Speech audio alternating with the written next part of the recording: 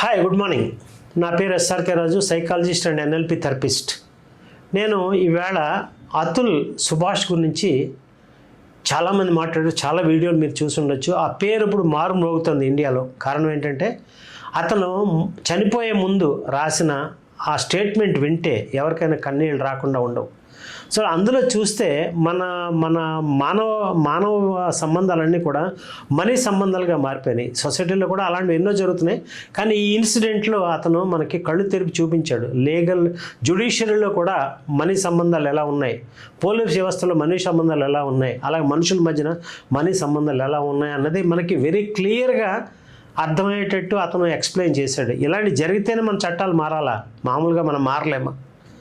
మనకి పుష్ప లాంటి సినిమాలు లేదంటే యానిమల్ లాంటి సినిమాలకి ఎక్కువ ప్రిఫరెన్స్ ఇచ్చి అది చూడనిస్తున్నాం. మన సమాజాన్ని ఎటువైపు తీసుకెళ్తున్నాం అన్నది మనం ఆలోచించాలి.